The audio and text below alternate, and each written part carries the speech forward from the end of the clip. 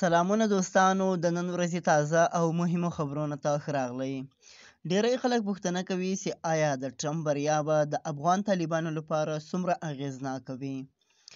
د ډونالډ ټرمپ بیا واک ته رسیدل کولی شي د طالبانو لپاره اغیزناکه وي، خو دا اغیزې په مختلفو برخو کې وي.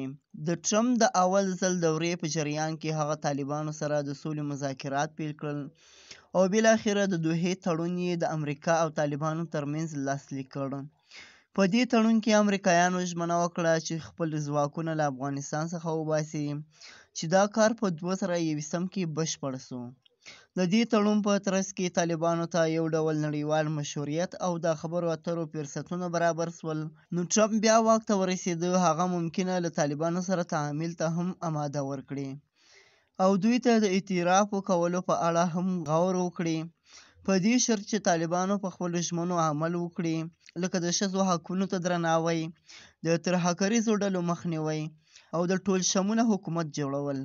خو د ټرمپ په سیاستونو کې غیر متوقع بدلونونه هم شتون لري او که وضعیت خراب شي، هغه ممکنه په طالبانو فشار زیاتولی شي یا به یې منزوي کوي. په ټوله کې د ټرمپ بریا به د طالبانو لپاره هم ګټې ولري او هم چیلنجونه، خو دا به په دې پورې اړه ولري چې په نړیواله او سیمه ییزه کچه کوم سیاستونه تعقیبوي. دغه لنډ معلومات د ټرمپ او د طالبانو په اړه باندې.